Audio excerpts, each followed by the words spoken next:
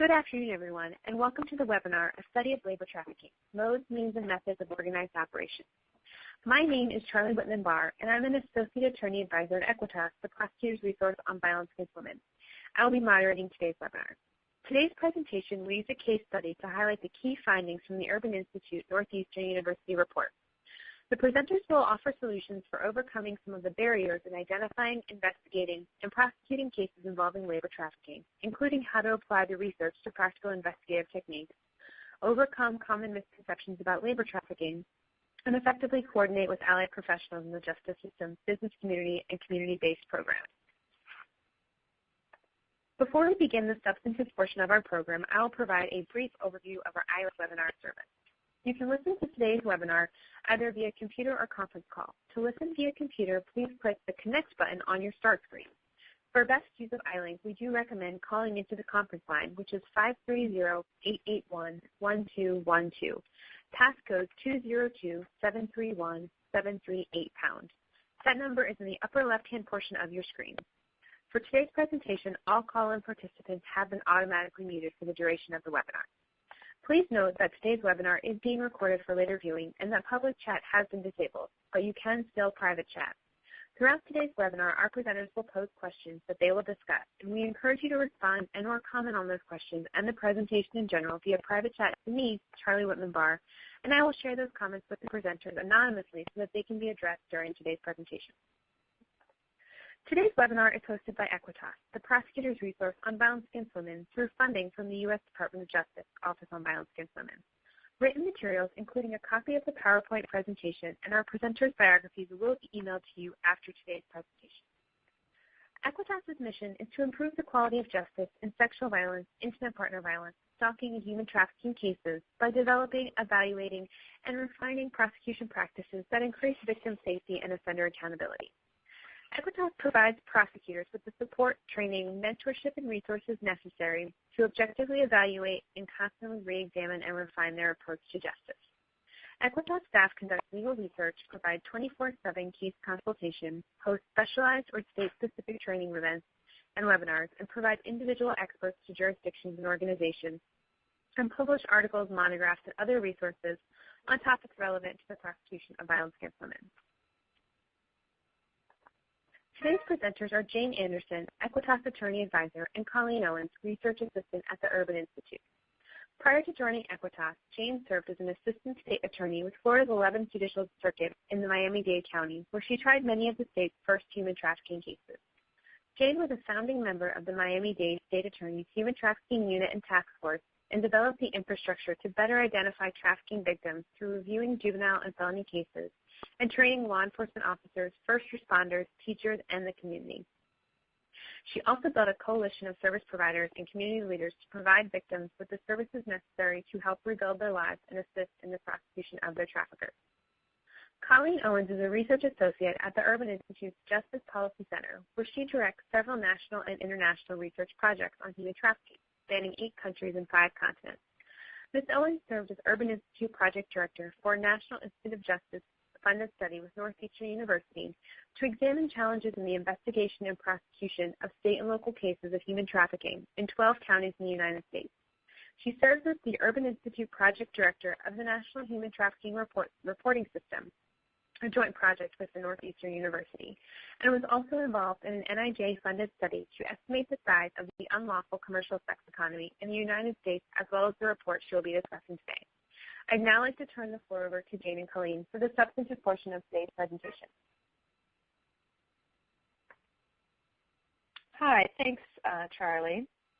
This is Jane Anderson with AEquitas, and I wanted to just go over a little bit of how this webinar is designed. So we started off with the Urban Institute's report and then use that to sort of have the underlying factual basis, the statistics. And then over on top of that, we're going to discuss investigation and prosecution techniques. Throughout the webinar, we're using a case study, which has been a little bit adapted from the Urban Institute case study, which is an amalgamation of several stories from victim survivors that are told in a narrative fashion. So hopefully that all makes sense as we go through things. Colleen, do you want to start off by talking a little bit about the study? Sure. Thank you so much, Jane, and thank you, Charlie, for inviting me to present. So the study I'll talk about today was a collaborative effort between my colleagues at Urban Institute and colleagues at Northeastern University, working in collaboration with the Freedom Network. And just to give you a little bit of background in terms of how we came to the study design that we did. So essentially, we have the TVPA was passed in 2000, the federal law, and since that time, states have passed laws, and now we have all states have laws against human trafficking, but statutes vary in terms of definitions and criminalization, both with sex trafficking as well as with labor trafficking.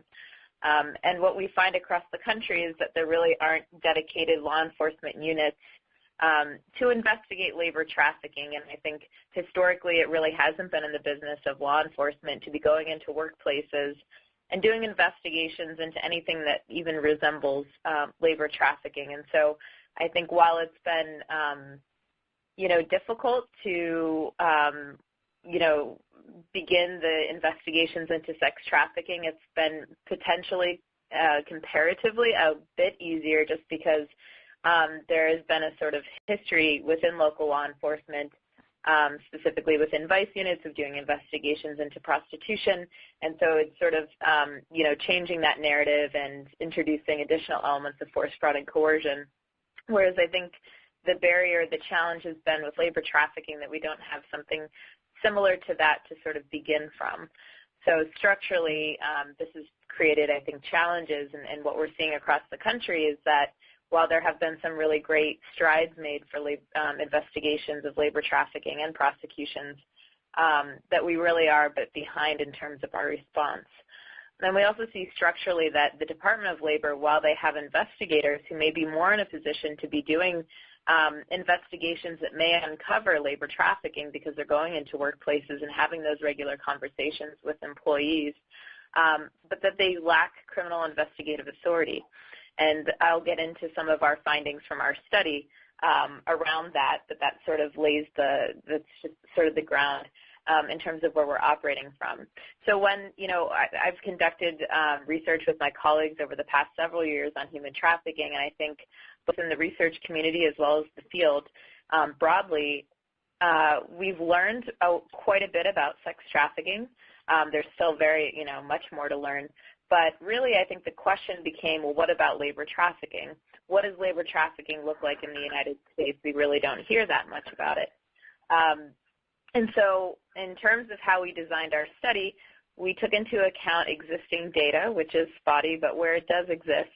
And you can see in this chart on the right-hand side of the screen, a comparison between human trafficking task force investigations. That's information that's collected in something called the Human Trafficking Reporting System, which is used by all of the task forces. Maybe some folks on the webinar today use it to input incident-level information about suspects and victims into the system.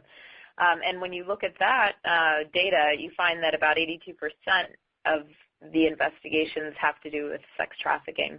But when you look at the data of the Office for Victims of Crime service providers across the country, so those service providers that have received funding to provide direct services for human trafficking, the statistics are almost flipped, so about 80% are labor trafficking. So what that meant is, in terms of our study design, we knew that if we wanted to learn something about labor trafficking, that we needed to start first with service providers, since it appears that they're seeing more cases of labor trafficking than local law enforcement. So in terms of our research questions, the three main research questions were, one, what is the nature of labor trafficking in the United States? We wanted to know how organized the operations are and how they're connected. How are they connected to potentially other illicit crime types? And also, what are the challenges that law enforcement face, and why do we see that so few cases of labor trafficking are being prosecuted? In terms of our methodology, we used a mixed methods approach where we so we worked in partnership with the Freedom Network and identified all Freedom Network locations, reached out to them about the study, And from those organizations that responded with an interest in participating in the study and also that they had the case files and were willing to share them, we then conducted interviews with those locations and selected from there 4 U.S. locations. They vary geographically and also vary in terms of urban and rural location. So from each of these locations, we pulled a sample of labor trafficking case records. So one case record is one unique victim case file. So we pulled a sample across all 4 sites of 122 records that we then went through and coded in very excruciating detail. And what we were interested in looking at was describing the continuum at a labor trafficking experience. So one might think of labor trafficking as sort of a one-time your experience at the workplace that is what we would call the labor trafficking experience. But we were really interested in understanding how did this person get recruited for the job that they were trafficked in, understanding that you do not have to prove movement of any type to prove trafficking under the U.S. Federal definition, but we also wanted to understand if there was movement to the job that became the trafficked experience, what did that look like? And then we looked at the actual exploitation itself, and then how survivors escaped, and then got connected to services and their outcomes long term. And within that continuum, we were coding for elements of forced fraud and coercion to really understand what was going on there. So this is a link to the full report. It's lengthy, but has a lot of detail. So I'd encourage you, if you're interested, to check that out. And also, please feel free to follow up with me with any questions or if there's any, any resources I can provide to you. And I'd also just like to acknowledge the colleagues of mine that also worked on this study here as well. So I think now I'll turn it over to Jane. Thank you. So this is we're going to break this down into about 5 parts. And like I had said at the beginning, we're going to use the case study of Joseph to sort of tell the story as we go through it. So we're going to begin with Joseph in Manila, his home country, Philippines. He's educated, he's in his 30s, but he's been unable to find a job. The story starts with him being set up with a job interview. The job he knows is going to be overseas, but he's very optimistic because it promises a new and better life for him and his family. And he was told by his cousin about this recruiting firm that's looking for staff in a hotel chain. So that's where we begin. So starting just at that very beginning point, we can then start looking at some of the study findings. So if you can move this forward, Charlie. Or is that my job? Sorry. Sorry, guys. So now we're going to go through some of those initial statistics with Colleen's help. Sure. And actually, could we go back 1 slide? I think we skipped one.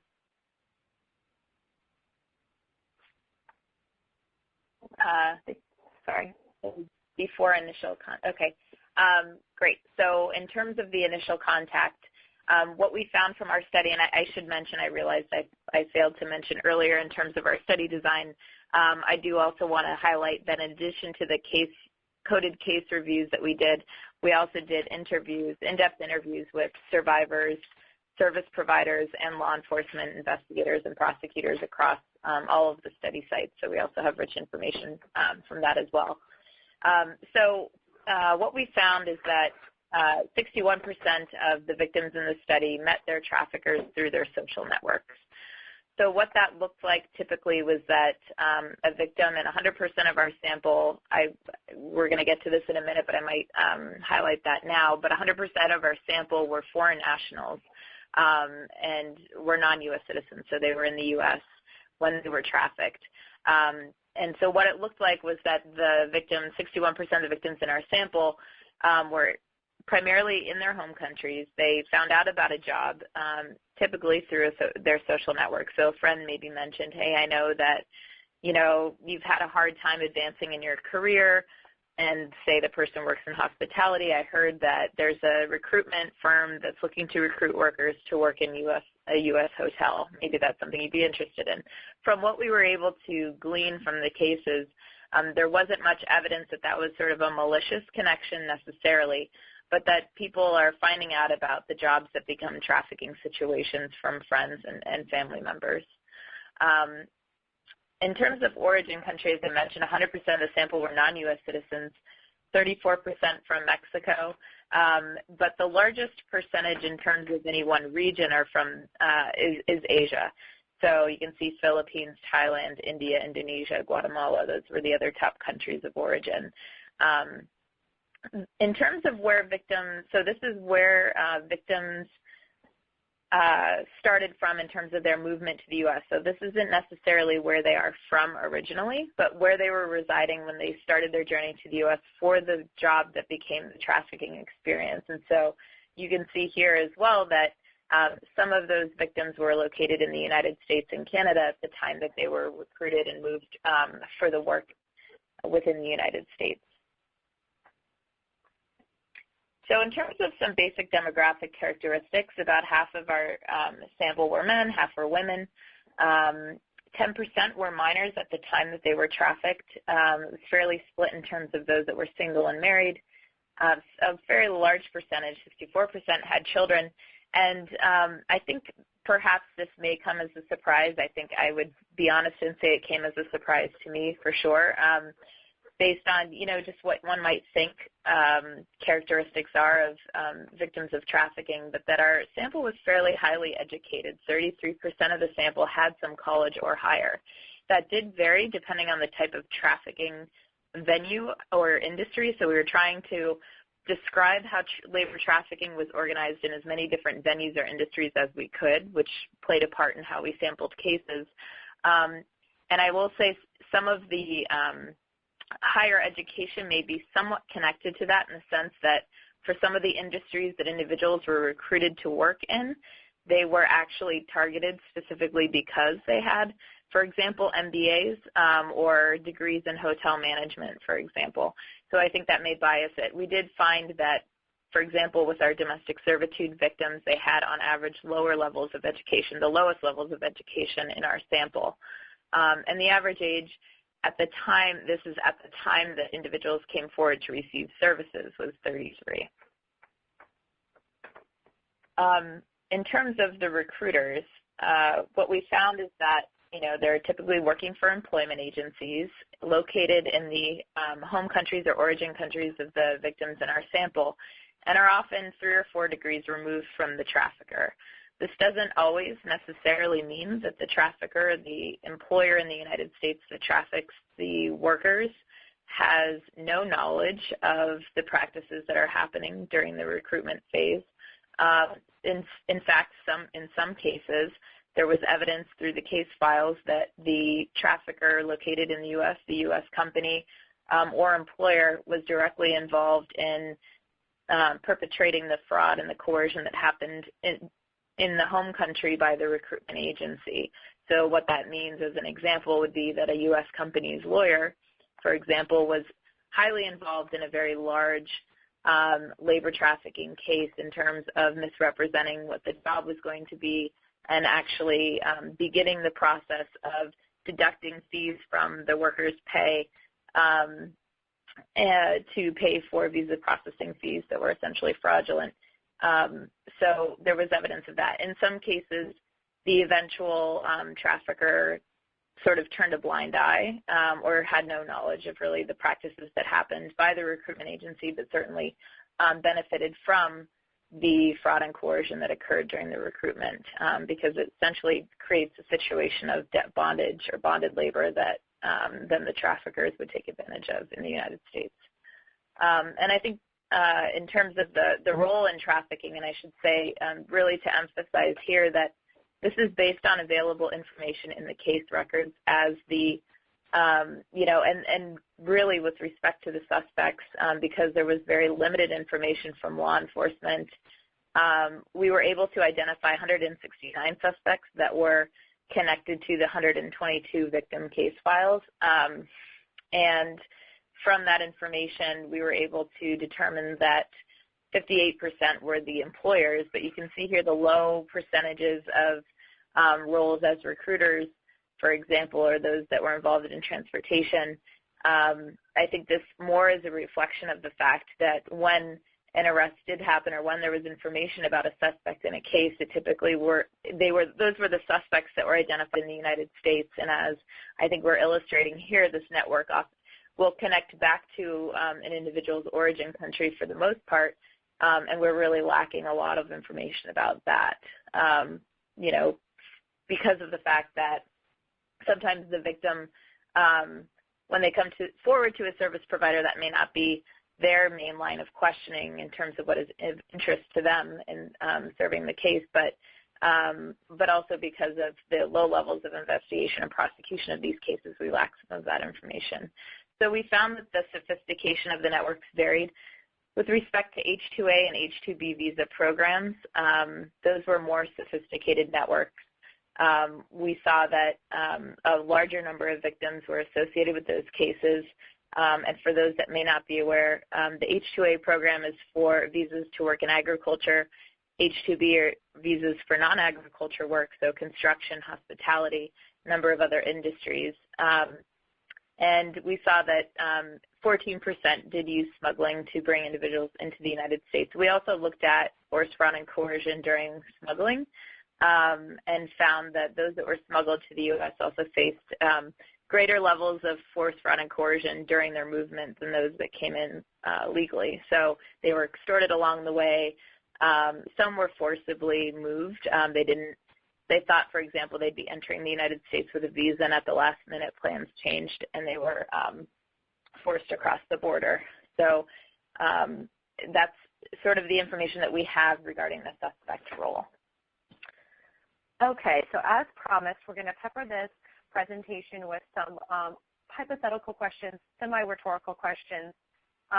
If you have input at this point, this is a great place to chat with Charlie. But essentially, let's start with the question of what do these statistics tell investigators? How can we use this information to do a better job of identifying cases? Well, first things is, what do these victims look like? As opposed to the victims of sex trafficking, which a lot of us may be more familiar with, as the statistics show 80% of human trafficking task force investigations revolve around sex trafficking. So right off the bat, we should be looking at these and being able to say these victims are going to look different. They're 50-50 men and women. They're more likely to be adults, married, children, have education, that type of thing. So right off the bat, we should be recognizing that. Also, when we look at this idea of the recruitment happening in an origin country, and then the different roles people can play in trafficking, and the fact that only 14% were smuggled into the country, I think that also starts breaking down some of the myths that we might believe in as prosecutors and investigators and those that are working with this population. So one of the takeaways I wanted to highlight here is that there probably is not one offender per victim, right? It's not going to be a 1-to-1 ratio. And it's going to be sort of the flip that you would see in a sex trafficking case, where you might have a trafficker who is trafficking, multiple women, but one trafficker with multiple women. In this case, you might have one victim or several victims, but each victim is going to have several offenders throughout that continuum, starting with the recruitment in the home country. So always be looking further and looking towards finding the extent of a network. So I think that's the takeaway from these beginning statistics here. Now, let's moving on with Joseph's story. At this point, the recruiter's telling him about the job that he is applying for. Joseph is told that he's going to be making $9 an hour. It's going to be a luxury hotel. It's going to be hard work, 8 hours a day, 5 days a week, but nothing extreme. It's going to include housing. And they've promised him that after 2 years, he's going to apply for permanent residency in the United States. So essentially, Joseph leaves this interview very excited about the prospects for him and his family. Colleen, do you want to go through some of these? Sure. In terms of what we found in our case records and the industries or venues that we found, the majority, so we found that the largest percentage were domestic workers, so in private residences, for example. There were a high number of cases in the agricultural industry, but also restaurants, hospitality, construction. Smaller numbers of cases, though still substantial, were found in carnivals or travel fairs. This is just exactly what you would imagine, just sort of your local fairs. But often these companies will travel from city to city or state to state, and that can be used to sort of disorient the victims or keep them sort of under the radar from perhaps detection of what's really going on there. And we also found cases in factories, assisted living facilities, unfortunately, and strip clubs and massage parlors. And I will just point out here that some of this had to do with definitions of the service providers in terms of, the types of cases that they would see. Some service providers in our sample looked at cases of sex trafficking as labor trafficking cases as well, so some of the strip club massage parlor cases. And really, as I mentioned earlier, we're trying to identify and understand what labor trafficking looked like in as many different venues as possible. And so these venues represent a variety of both regulated industries, so hospitality and restaurants and construction are very regulated, and also unregulated. Domestic work is fairly unregulated as an industry. And often, that they're low-wage industries. They're both hidden in public, and I'll get into that a little bit later, but I really can't emphasize enough how much really the majority of the sample were really interacting with the public at large while they were being trafficked, and that there were bystanders that witnessed the exploitation and failed to act in some cases. In other cases, they were the reason that they escaped, and they helped to facilitate that. Even though they may not have understood what labor trafficking was, they saw somebody in need of help and tried to get them to help. But there were also an equal amount of cases where individuals did see what was going on, and either because they were afraid that the person might be unauthorized or they just really didn't want to get involved, or they saw it as a personal matter, they failed to act. So there, as I mentioned, both sexual and non-sexual services, and we saw that there were gender differences by venue. So for domestic work, that was predominantly the victims were female. Agriculture, they were predominantly male, and then in the other and then also in construction. For restaurants and in hospitality, that was almost evenly split, men and women. And we also see that, so this won't add up to a perfect 100%, we also see that 4% were trafficked in multiple venues. So, for example, workers may have been recruited for work in a hotel chain when they got to the United States for that job.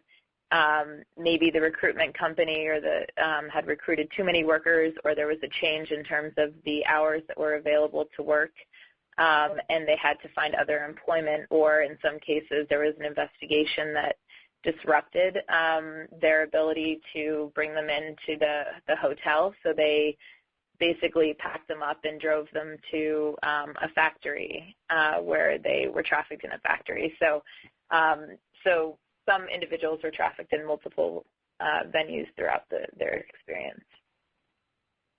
As I mentioned, we looked at force, fraud, and coercion throughout. In terms of fraud, there were high levels. 93% of all cases that we coded involved fraud, and sort of 4 core areas. The living conditions, that they were basically misrepresented, that they would be living in a house with, maybe they knew that they would be living with other individuals, but when they arrived, and that their pay would be deducted for that. One large case, they were forced to live in shipping containers, 24 men to a shipping container, and their pay was deducted at a very high rate for that. Their immigration benefits were misrepresented, so what we often heard. So 71% of our sample, and I think this might be on a later slide, but I think it's important to mention here, 71% of our sample came into the United States on a valid U.S. visa for the job that they were recruited for that became the trafficked experience. They were often, there was fraud that occurred both during recruitment but also when they were in the United States. Often their paychecks would be deducted for processing visa fees, for extending their visas. Sometimes they were promised that they could get green cards, and all of that eventually they realized was fraudulent. But they believed in what they were being told and kept working often because these visas are often tied there. You know, if you're coming in on an H-2A or H-2B visa or other visas for domestic work for diplomats, for example, or other foreign government officials, those are tied to the employer. So if you're facing abuse or neglect and you can't, or exploitation and you try to leave, essentially you'll lose your immigration status. So that is a very powerful form of control that's used against the victims. And also they were, you know, defrauded out of their work. And so for some of the victims, especially with the higher levels of education, they were told that they, oops, sorry, can you all still hear me? Okay, sorry, I just lost the screen for a second, but I'm back. They were told that they would be working, say, as a manager or a higher level position within a company, and then were brought here and basically forced to do menial work. So those are just some examples of fraud. Okay, so Joseph leaves the employment agency and is eager to get the money together to pay the recruitment fee of $6,000 that the recruiter has told him he needs to pay. He's under a time crunch because the recruiter says, hey, you've got to sign this contract, you've got to promise this fee within 2 weeks, or you're going to miss out. Somebody else will take your spot and you won't be able to have this opportunity. So Joseph borrows a bunch of money, even putting up a small piece of property as collateral for the outstanding fee, and goes back to the agency. So in terms of the coercion and fees, so 54% experienced coercion and almost half the sample had to pay recruitment fees. So in terms of coercion, there was a variety of high-pressure tactics that were used to sign contracts. For example, individuals were given a very short timeline. Also other forms, so it wasn't just signing contracts, but also in terms of how they were paying for the recruitment fees. So for example, you know, through interviews with survivors and also coding the files, we heard about how they would often, the recruitment agencies would phase payment of the recruitment fee, and they would do this so that, you know, essentially a survivor, we would ask, did you have any red flags or anything that didn't seem right during the recruitment? And, you know, a survivor had mentioned that, you know, after they had paid the first installment and they realized that the timeline they were being told was lengthening and lengthening, and then they had to keep paying more fees, that's when they started to, you know, really wonder whether this was all that it was, you know, cracked up to be. But at that point, they felt they had no choice and couldn't back out because they had already paid a lot of money and they were already in debt. So they felt that they just had no choice but to keep moving forward and hope that once they got to the U.S., things would change. And so they just sort of ignore that, that sort of feeling of alarm sometimes. But sometimes they would also change the contract, you know, in the midst of their travel to the U.S. So this happened many times where survivors would sign a contract in their home country where they were recruited and agreed to certain pay and certain working conditions, and then during transit, during a layover, they would be forced to sign a new contract, for example, that was different. Sometimes they weren't in their native language also, and they didn't have time to read it, or they were sort of really forced to sign it and to move along. So in terms of the recruitment fees, the average was $6,150, but the fees went up to $25,000 US dollars. And just to put the $6,000 into context, that's higher than average per capita income in the top 6 countries of origin that individuals were from. So this is a fairly large amount of money that they are now in debt and on the hook to repay. And in order to pay for that, individuals borrowed money from friends, family members. They put up their homes as collateral. They sold family heirlooms. They took out high interest rate loans from loan sharks and often had to, put up their family members and give them their contact information, which was then used against them later on, as we'll see throughout the victimization process. Okay, so now that we are at this point of the story with Joseph, if you're an investigator or you're a prosecutor and you're trying to go forward on a labor trafficking prosecution, what do we know now that we should maybe be asking questions about? How, up even until this point, now the quote-unquote trafficking hasn't even occurred yet, but what are we already seeing, and what should we be looking for as we investigate these cases? I think the real message here with Joseph is that you've got to take the story back a couple of levels. Sometimes we're looking at a case and we're looking at what's discreetly in front of us, and it's going to be the obvious thing is going to look at whatever that trafficking happens with in the United States. But we've got to remember, to build these investigations, to get this evidence of force, fraud, and coercion, we've got to take those steps backwards and really work from the beginning. So in this case with Joseph, we have evidence of a lot of force, fraud, and coercion. And kind of the flip side, which is that there is this sort of almost pseudo-legitimacy to a recruiting agency in these cases. Along with that might actually be some documentation, which is otherwise something that we rarely find in human trafficking cases. We really do usually have to depend on a victim's testimony for the greater part of things. But in this case, we may have signed contracts. We may have witnesses to Joseph borrowing money. Joseph's family can talk about the money that they put together for him. If there's a home put up for collateral, there may be a paper trail there. So the takeaway here is to look back and make sure that we're gathering all of the evidence, not just from the trafficking in the United States, but from those recruiting mechanisms. What were they promised versus what happened? So now Joseph has put together their recruitment fee, and he's given an appointment with the embassy to get his visa. At the embassy, the employee asks about the job, some questions about what he's expecting to do in the United States. Joseph has some answers that he's been told, but he doesn't have all of them. But the embassy official doesn't seem all that concerned, and he's given an H-2A visa along with a pamphlet about his rights in the United States. So so we were really interested in this, and I think if I can speak honestly, just in terms of our assumptions as a research team going into the study about what we thought labor trafficking looked like, and I will just put a caveat there and say this represents cases that have come to the attention of service providers. We can't generalize and say this is all labor trafficking in the U.S. So we really don't know if this represents what we know about cases that haven't come to the attention.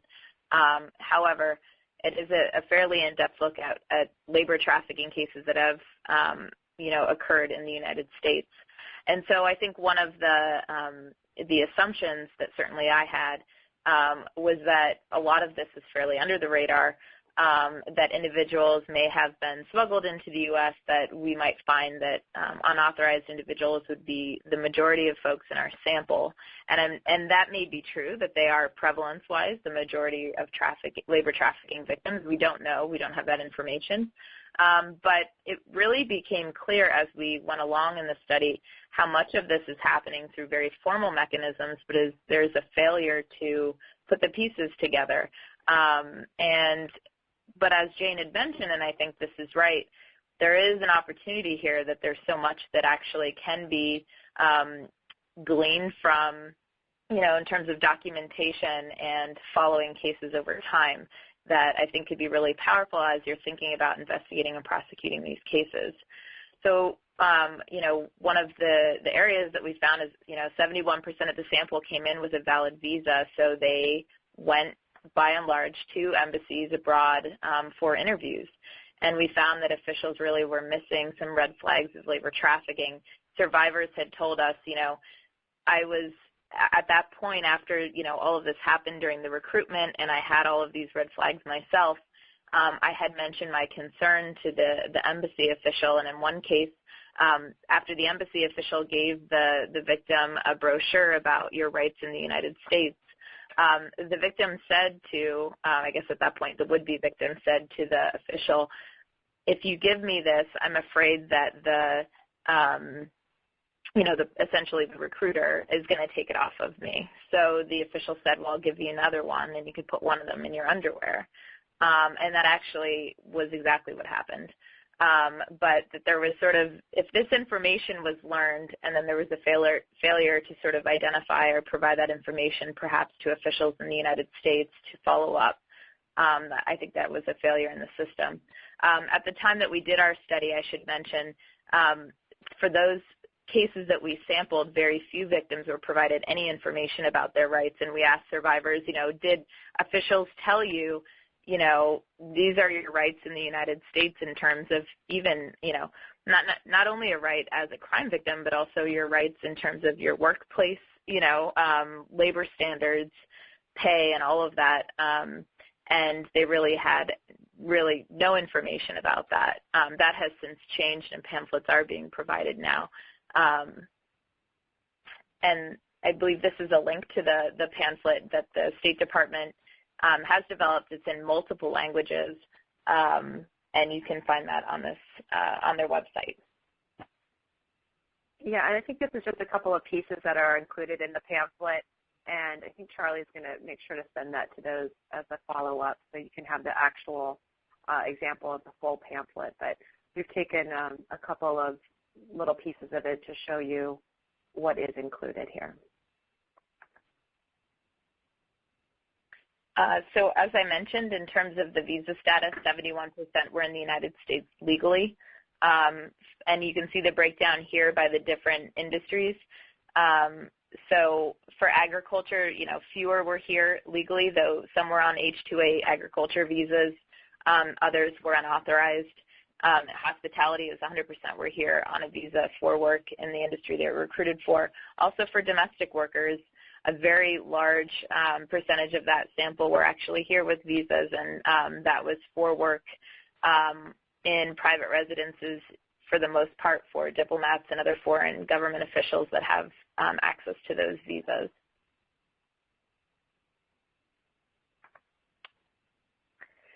So now that we know that so many of the labor trafficking victims actually entered the United States with visas legally in kind of for a large percentage in a handful of different industries, what can we do as an investigator?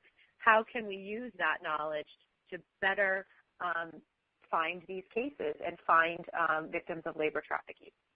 Well, I think the takeaway is that there's known pools of victims out there. So can you set up proactive investigations knowing that hospitality, construction, agriculture, and domestic servitude, domestic houses are going to be a large number of your victims of human trafficking are going to be in that handful of industries and venues? Can we do a better job? Sure.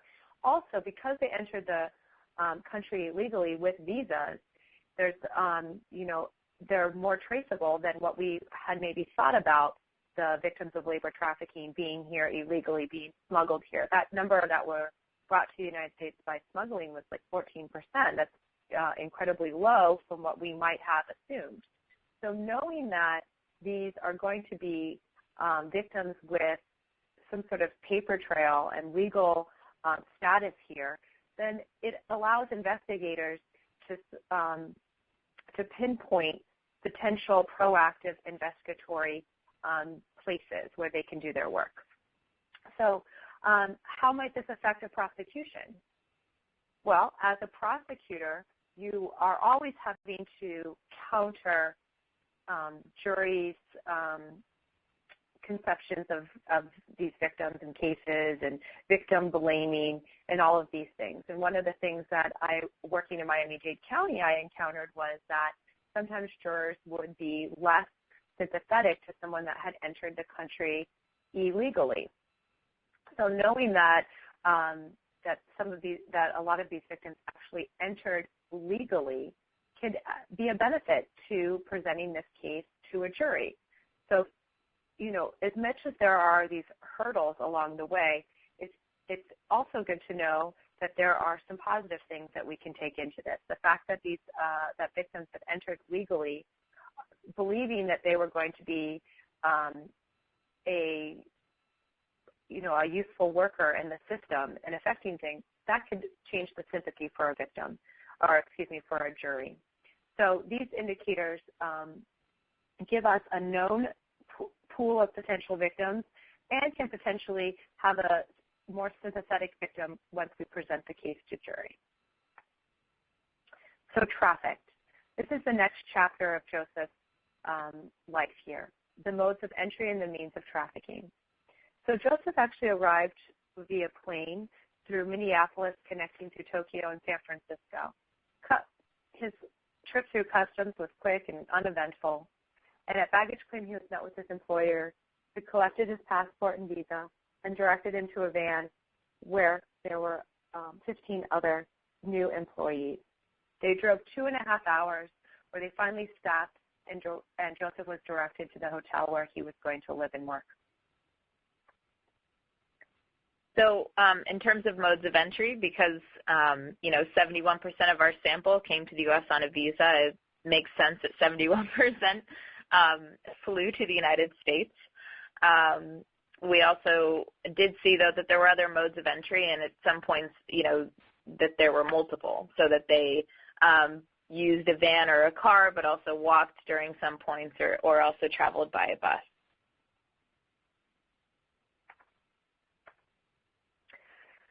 So again, knowing this, that gives us, as prosecutors and investigators, a heads up of how we can detect, and on a proactive basis, how can we find these victims. So I think it sort of shouts out at this point that customs officials could be doing a better job, more training at airports and train stations and bus depots and all of those types of things. But again, it kind of emphasizes that this is not as underground as we may have thought it was going to be. So Joseph is said to, Joseph is set to work immediately upon arrival. He's cleaning rooms, he's washing dishes, and he's performing maintenance duties. Immediately, he's putting in an 18-hour day, and his employer is yelling and verbally threatening him if he ever tries to sit down or take a break.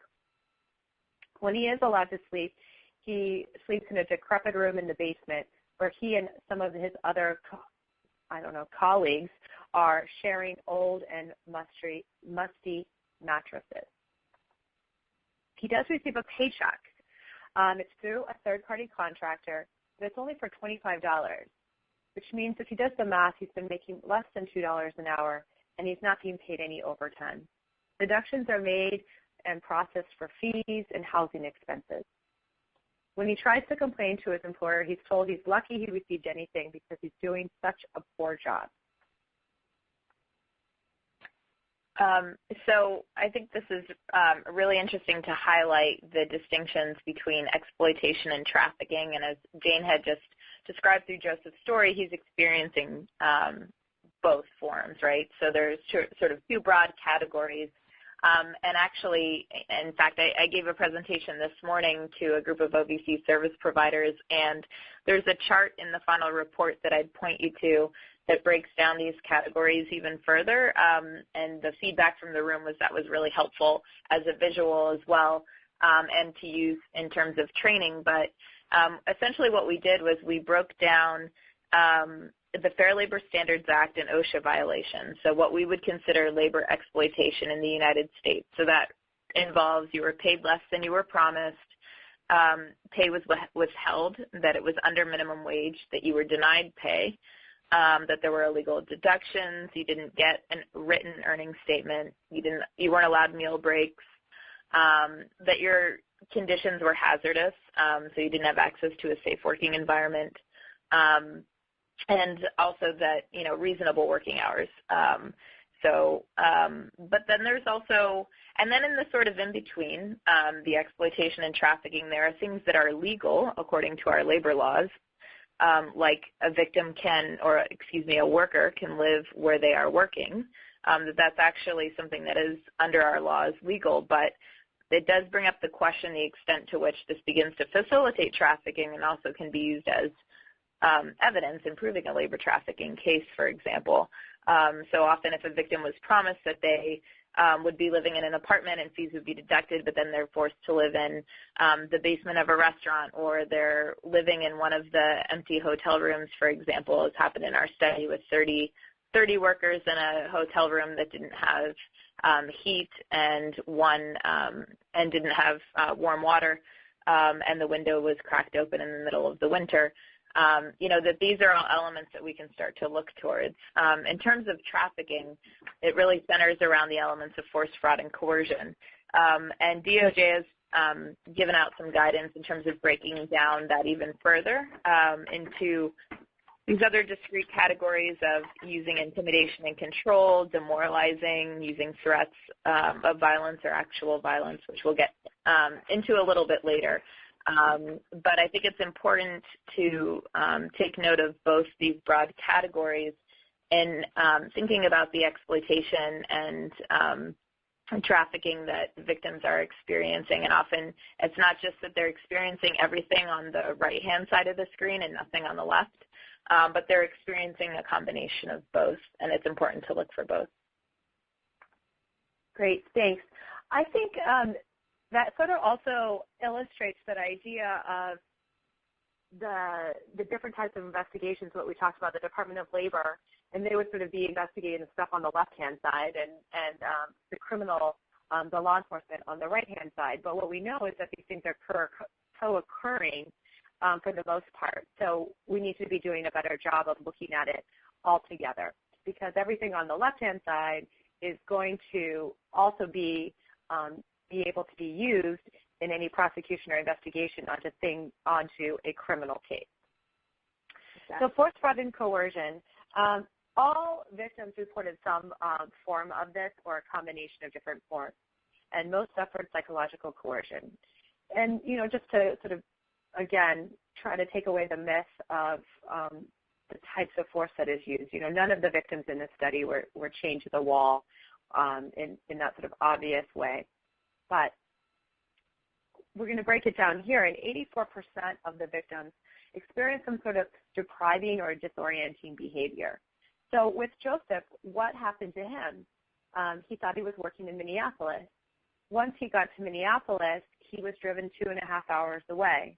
He really probably has no idea where he is at that point, 2.5 hours away from a major city and completely isolated. So if his friends, family, or anyone he knows thinks he's in Minneapolis, he's in fact 2.5 hours away. So that sort of is this disorienting feature. He's going to be isolated from the outside world. He's living and working in a hotel. Even though there's obviously customers coming in and guests coming in, there's sort of this isolated nature of how Joseph's living with the other fellow victims. Most 84% of victims were probably also restricted in their means of communication, whether that be complete restriction or monitored communication. That's going to depend. And then this idea of always being under watch and always having new debts imposed. So we hear cases where not only are they being deducted for basic housing, but they're also being charged for every towel that they use, every time they use the dishwasher. A trafficker can just sort of load on those debts, ad infinitum if they want to. So that's 84% have experienced some of that, and that's going to fit under your force, fraud, and coercion. So any evidence of that is something we want to make sure we're asking about and we're taking note of. demeaning and demoralizing behavior. 82% of the victims experienced some of this. Joseph as well. Joseph was constantly being yelled at, being demoralized, being told that he was going to be, that he wasn't going to get any money because he was not working hard enough, he was doing a bad job, and just that constant jab, those constant jabs, lowering self-worth and self-determination. And then also the idea of using those familial obligations against the victim. So Joseph wanted to make a better life for him and his family. He also called upon his family to help him come together and put together those recruitment fees. So if Joseph leaves at this point, he's indebted. He hasn't done anything to help his family, and that obligation that he had at the very offset is now being used against him by his traffickers. Threats or use of violence. 82% of the victims either were beaten or witnessed the beatings of others. And that can actually be really powerful to see it happen to others right in your presence. So a trafficker can beat one person in front of 15 people and have the same effect as beating all 15 people. Also, just the mere fact that the traffickers are known to carry firearms or weapons, keep them in their car, on their hips, something like that, that's always going to stand out in the victim's mind. I also do want to just put in here, I don't want to get completely sidetracked on this, but there's also 36% of these, within this percentage, 36% also were victims of attempted or actual sexual abuse. So the co-occurring sexual abuse with labor trafficking is something that you want to be looking out for. And I think, Colleen, correct me if I'm wrong, that's going to be more prevalent in domestic servitude and agricultural situations? Yeah, that's exactly right. Okay. So we also are going to have just those ideas of intimidation and control. So one of the things that is pointed out here is just like, you could beat one person in front of 15 people and have that effect. You could actually also have just beaten previous victims or just spread rumors about it. But where there are these multiple victims living in these closed quarters, this idea of the rumor mill are perpetuating that control and intimidation. They're hearing stories about how they used to beat up somebody or how somebody was shot. That's going to be very powerful. And then, of course, the thing that these victims all have in common is that they're trying to do better for their families at home. So that's going to be a very powerful mode of control, is to threaten the family abroad. And we already know that there are these connections to the origin country because they were recruited in the origin country mostly through some sort of what we learned is their own social circle. So, and then, with the visa paperwork that they filled out, these traffickers do know their family at home. That is not an empty threat. And so that threat to family abroad is something that's going to control these victims of trafficking. And then we have 70% experience some sort of deception of consequences. So they're told lies or, sort of crazy stories about the risks of what happens when they leave. Of course, here, for sure, it's going to be arrest, deported, that sort of thing. But then the opposite of that is also true, which is that they're convinced of rewards for staying. So that's the carrot that's always sort of put out in front of them, that if they stay, they're going to the debts are going to be paid off. All of a sudden, they're going to be making more money, or they're going to have some sort of immigration benefit, the green card, the extended visa, the next visa. And so that powerful carrot that's always out there. But they are convinced. This trafficker talks about the powerful people that they know, whether true or imagined, that idea that this trafficker is powerful and is able to carry out these threats. And then, of course, that we talked about that promise of the permanent residency. 70% experience some threatened use of law or the use of law, which is, of course, both law enforcement and immigration clearly going to be powerful for those that are here under limited visas or their visas have expired. And then this idea of diminishing resistance, and that's just that constant being worn down, whether it be denied water, food, medical care, living in the conditions that they live in. And this isn't going to be out-and-out denial for the most part, right? This is just going to be this constant wearing down. There was a case that I'm aware of where they were given top ramen every day, and then every once in a while they would be given a treat of a hot dog. And for someone that has so little, it can be really a demoralizing and wearing down your just will and ability to resist. So this idea of diminishing resistance. So as an investigator, a prosecutor thinking about just presenting this case to a jury, how is it going to affect the case when you hear that Joseph was actually paid, that there's like a legitimate, and I have that in air quotes, paycheck that he's receiving from a third party? And how are you going to be able to overcome that defense? And again, I think the answer lies in sort of the oft-repeated statement that you've got to really build this case from beginning to end. And you've got to, the good thing is you may have a paper trail. That's going to be great. And you're going to also want to look at who are those third-party people that are cutting these checks? Who are the lawyers that are working for the company that are allowing these types of fees to be taken out of the checks? So you've really got to be able to talk about promises, expectations, and then the reality of what happened.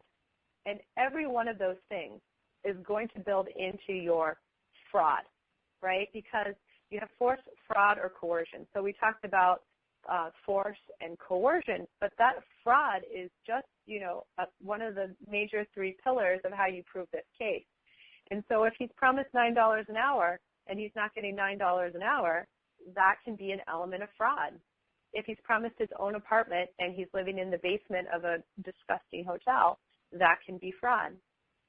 If he's promised overtime and he doesn't get overtime, but you have to go through that one by one, because if you're trying to convince a jury to get on board with this, or as an investigator, you're bringing this to a prosecutor and you're trying to almost like sell this case, you probably might have problems if the only thing you have is, he was promised $9 an hour and he's getting $8 an hour.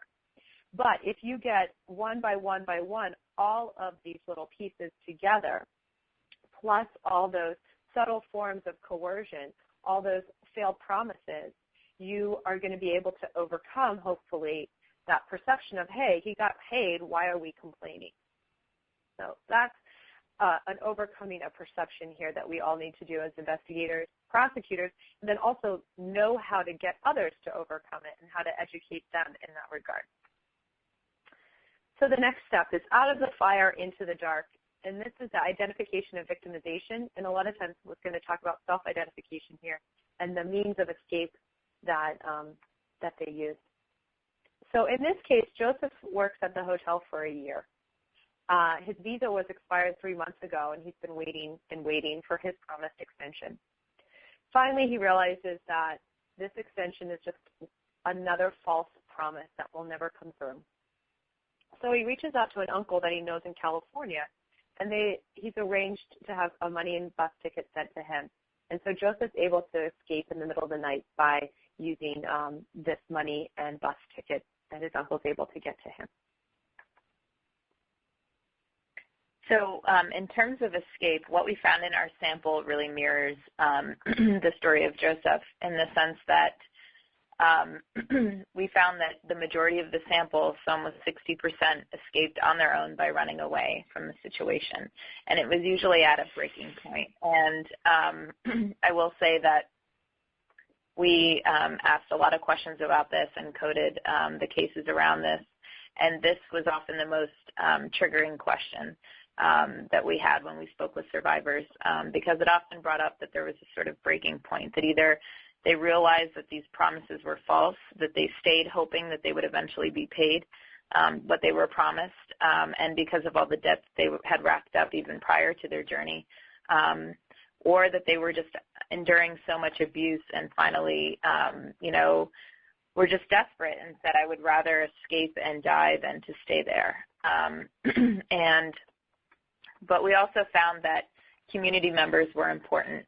So 38% received assistance from community members, and as I mentioned earlier, sometimes that didn't mean that they understood what labor trafficking was, and we even asked the victims in our sample, because I think we'll get to the victim self-identification piece of it, but we know even with sex trafficking that it's rare that victims self-identify for a host of reasons, but we also wanted to understand whether they identified that they were a victim of a crime, that they were experiencing abuse, and the large majority of the sample, 94%, realized that they were being abused.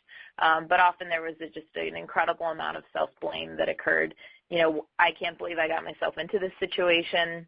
I shouldn't have been so stupid as to believe this. And I think also going back to Jane's point about the demoralization and the use or threatened use of law, survivors really viewed themselves as law-abiding citizens in their home countries.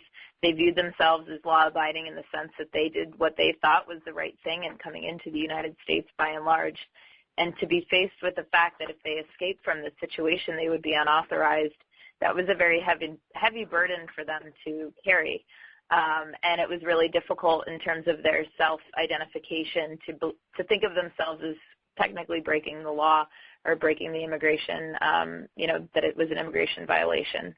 But when they did reach out to community members, definitely 38% did receive assistance, and they didn't always know where to take them in terms of, or there may not have always been a specialized service provider that could help, but they did either take them to the police or to a shelter for assistance. 20% also relied on a social network, and sometimes this could have been that they had family members in the U.S. that they were able to somehow connect with, as in Joseph's case. In other cases, they created a social network, and I think it goes back to the fact that many were working in industries and they were surrounded by coworkers, some of whom were also being trafficked, but some of whom were not. So in the case of the hotels, one of our cases in the sample, there were a group of workers that were being trafficked in a hotel, and they had, become friendly with the other hotel workers who were U.S. citizens and had finally felt comfortable sharing their experiences. And the hotel's workers encouraged them to go to the HR department. And when they went to the HR department said, well, you're under a different contract through a subcontractor. There is nothing we can do. So these are just examples, and eventually the other workers helped them to escape and get out of that situation. In terms of police interaction, we found fairly low levels. So 19% of cases involved police that identified, these are sort of positively identified that they were victims of a crime and helped to connect them with services. I would say this is more common with domestic servitude cases, that especially cases that were extremely egregious in terms of their living conditions and abuse that they suffered. This is mostly representative of that 19%. In other cases, 7% victims escaped after they reported to the police, and but unfortunately in 14% of the cases, the interaction with police was negative, in that the victims were identified as being in violation mostly of immigration laws and were either arrested or put into deportation proceedings.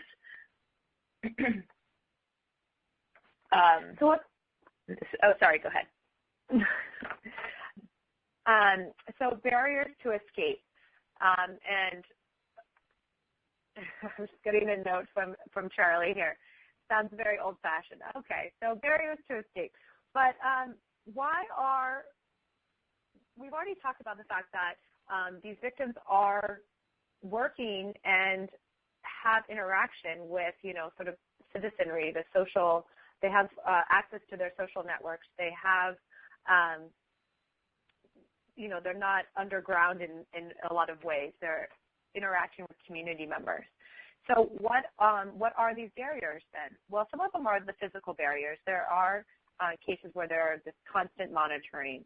You're going to see that in places where they're living and working in the same premises with their traffickers sort of over them at all times. You have physical isolation, remote locations. Perhaps in more of like an agricultural setup, you can see that if they're living and working on an agricultural site, they just have this geographic, physical remoteness.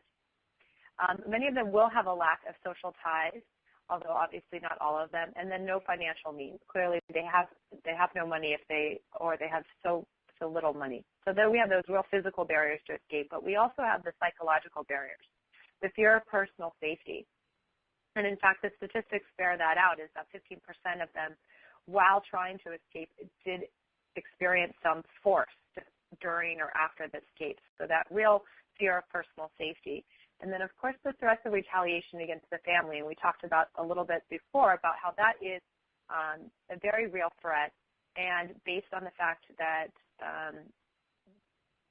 that the traffickers are going to have their familial information. That's going to be a strong psychological barrier. There's also this language concept we just put in here, which is that 74% of the victims did not speak English during their victimization. And they would also be located somewhere with little or no ethnic or language diversity. So I have put a quote here from a woman, and it wasn't that I think she's a Spanish speaker. There were other Spanish speakers where she was at. It was just that every Spanish speaker was connected to her trafficker. That was a little, sort of sub-community within the community, and so she felt also isolated in that regard as far as language concerned, even though there were Spanish speakers around.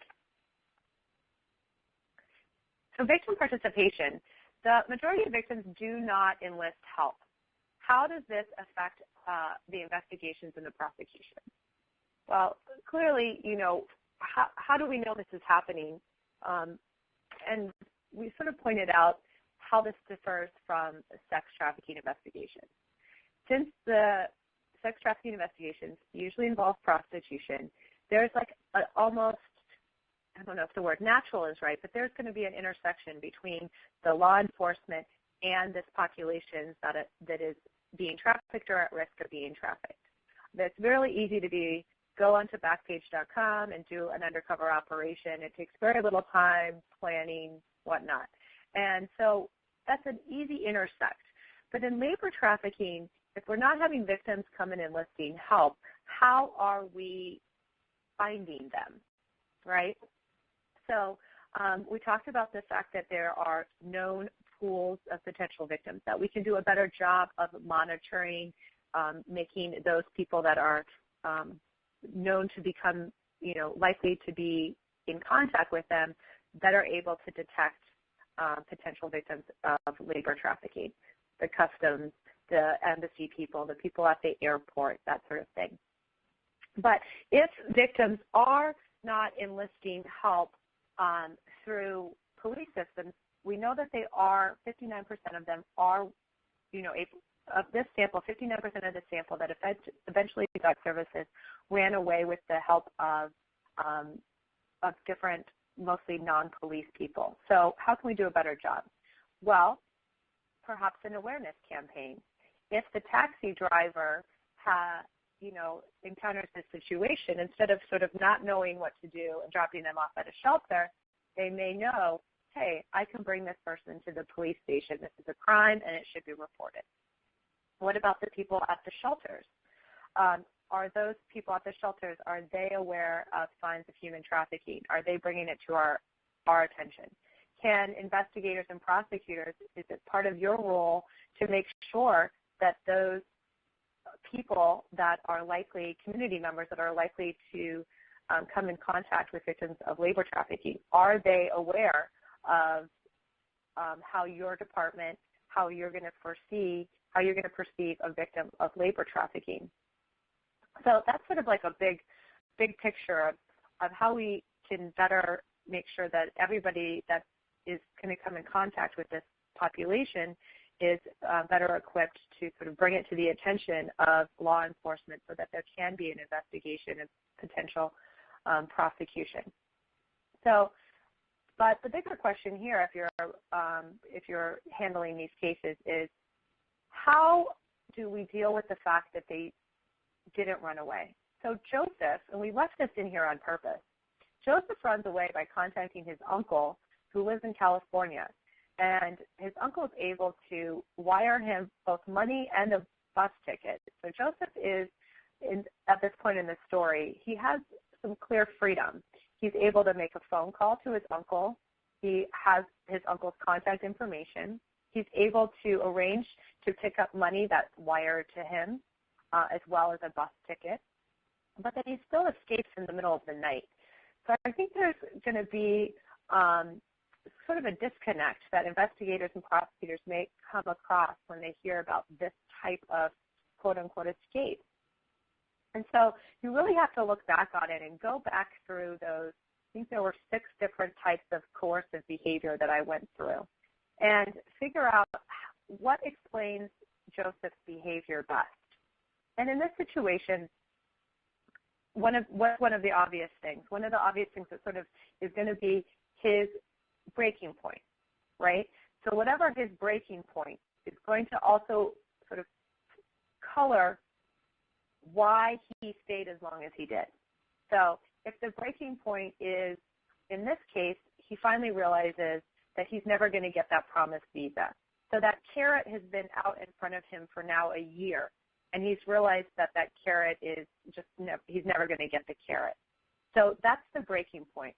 So that's why he didn't run away, because Joseph is doing an internal sort of cost-benefit analysis, right? He's thinking about, okay, I'm in this much debt. My family is potentially going to lose a house that I've put up for collateral. If I do this for just a little bit longer, all those issues kind of can go away. So I think it's important that when you're looking at trying to reconcile this sort of perceived freedom that Joseph has with the fact that he didn't run away, you've really got to be looking at each and every one of those subcategories of fraud, forced fraud, and coercion, and try to reconcile your own mind so that you can then sort of sell it to others. So once Joseph is able to, escape, he takes the bus to Los Angeles. But at this point, now he's not in the country legally, so he begins to live sort of an underground existence in Los Angeles, working odd jobs and sending money home when he can. He's still continuing to pay off that trafficker, even after he's escaped, because he's afraid of what they may do to his family. He's working on a construction site when somebody finally tells him that he thinks that there's a way that Joseph can get some help and get out of this sort of underground life that he's been forced to live.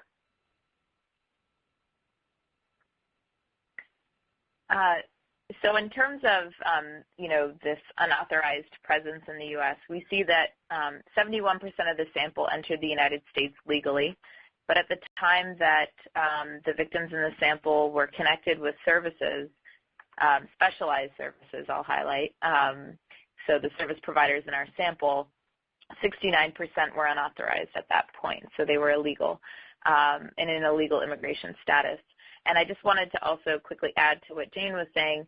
The other piece of this sort of perception of freedom in the case of Joseph and many other cases was that when they're working with their visa and the visa is valid, that's often used to coerce them as well, because if they leave, they'll be out of status. But once the visa expires and they realize that it's never going to be renewed, the trafficker will sometimes kind of relinquish control and say, you can just go wherever you want, or in some cases of domestic servitude, they might kick them out on the street, or they would expand their threats to call immigration and have them deported, and so victims felt they were safer by running away as well. So I just wanted to highlight that. In terms of service needs, shelter was the most immediate need, so both short-term and also long-term transitional shelter. And we found that there's a recent study done by Polaris Project that indicated that there are no shelter beds currently designated for victims of labor trafficking in the United States. Since the nature of this crime, especially in this study, has, shows that the victims are really reliant on the trafficker to provide their shelter. So often they're living and working in the same place. They control their money, they control their food. The other big need was that to begin working again. So often, because of their trafficking, they haven't been able to pay back their debts. They have this very real need to begin working again, but at the same time, they have no credit history. They do not have authority to work by and large because they are here without authorization, and they don't have references in terms of work, and their only experience working in the U.S. has been in the situation they were trafficked in, which may not align with their professional training, as I mentioned earlier. So I'm going to jump in here because we have a little piece that's on sort of the continued presence in the T visa, and we can get kind of mired down in that. And if anyone has any specific questions about this, I just encourage you to follow up with us because we do have a lot of information. But since we're running a little short on time, I thought we'd skip over that for just at this point and move on to how we can improve. So number one is, sort of this idea of coordination, and the idea that that how service providers, especially in this study, really were sort of the linchpin of what's going on. Because there aren't these investigations, who is helping these victims? If service providers are helping these victims, if 80% of their caseload is labor trafficking victims, well, doesn't that beg to say that we should be cooperating, coordinating with the service providers that are actually having contact with this population? We also look towards the Department of Labor that has that power to sort of oversee the regulated industries, but doesn't have the criminal investigation power. And then we have the law enforcement that has the criminal investigation power but doesn't really have that intersection with the population. So clearly coordination is going to be key here. And so we need to be improving our response. And this is just a little graphic that I have that shows the sort of that gap between the law enforcement and the Department of Labor, and how we can do better at that. So a couple of ideas. Number one is cross-training. The local law enforcement and the Department of Labor investigators can cross-train. Some of you that may work with investigators or are investigators out there may be familiar with the same sort of cross-training that's done at like the Alcohol Bureau and Tobacco. Sorry, forget the acronym right now. But they'll work together. So you've got law enforcement and you've got this sort of civil administrative department, and they'll go and go into the different establishments together. That way, if there's administrative code violations, the Department of Labor is there. And if there is illegal activity, you've got the law enforcement there. So this sort of cross-training and joint operations, this proactive workplace inspections. If we know where these victims are, why aren't we going in there and doing proactive investigations? And that, again, the fact that we know who these victims are is based on a lot of this data analysis that this study really highlights for us of where we can find these people, these victims. So it's more than just policing. We've got to really look towards our specialized service providers, outreach, again, emergency shelters, long-term housing. We've had issues with the fact that a lot of the shelters are women only, and if we know that half the victims are men, we've got a real problem there if we're not addressing it cooperatively. And then vocational training. And it's the whole impetus for the victims to come to the United States is to make a better life and to work here. And clearly that's going to be their motivation, and we should be providing them with the ability to do it and do it legally here. And then, of course, there's also the idea of civil and criminal litigation for restitution and stolen wages on the back end.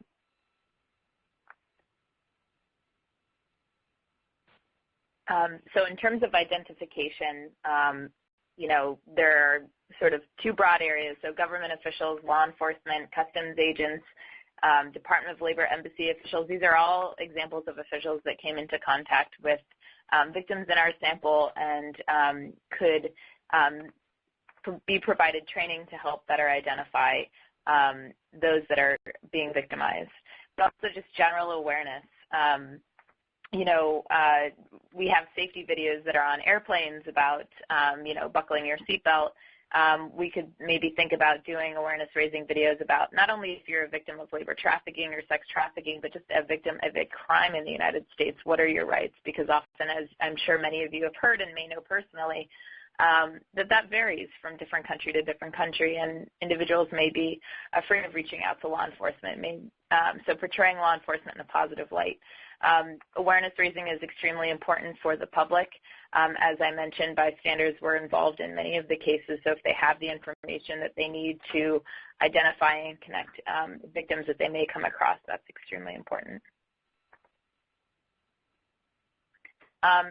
In terms of outcomes, we found that 51% of the cases had no evidence that any suspect was arrested. So those are the identified suspects, and we assume that there are more. As Jane had mentioned, it's not a one-to-one ratio. We also found there were Department of Labor fines in only one case, and what we found is that over 80% of our sample were either paid less than they were promised, were withheld pay, or were paid under minimum wage, or were denied pay. So that's a large percentage of the sample that went without any sort of back wages in their case. And 6% of the cases involved a diplomat, and as such, charges were never brought or were dropped. So going forward, hopefully we're going to better identify labor trafficking victims in these legitimate venues that we know they are working. We're going to trace this continuum of victimization, making sure that we go all the way back to the origin country and methods of recruitment, and then also past the trafficking, because now we know that even past trafficking, they may not reach out to service providers or law enforcement until they've already been underground for some time. So trace that continuum of victimization and make sure we're identifying and corroborating all those different forms of coercion. Not just one, not just two, but there's going to be so many overlapping different ones, and including the fraud as well, which may actually have a paper trail in these cases where we have more legitimate venues and victims that have been entering into the country legally.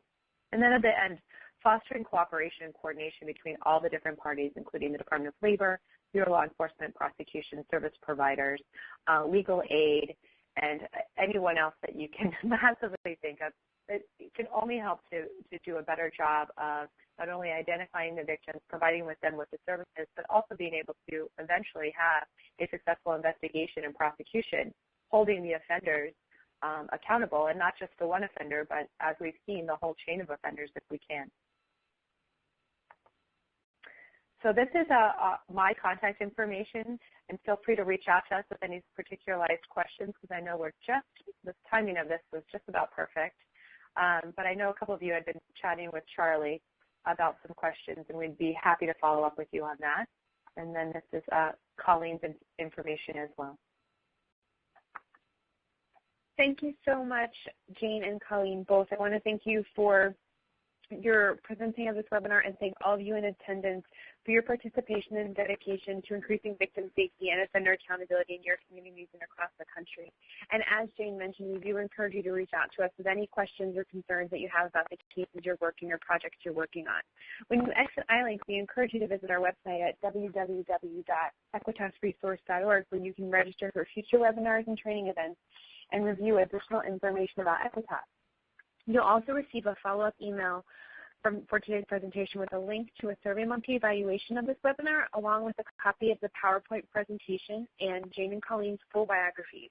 And you can respond, you will see that in that follow-up email information about obtaining CLE credits. Please remember that Equitas is a 24/7 technical assistance provider, and we're available to respond to questions, concerns, and training needs as they relate to the prosecution of violence against women. On behalf of Equitas, thank you all so much for participating in today's webinar, and thank you, Colleen, so much for taking the time to present this with us today. Have a great evening.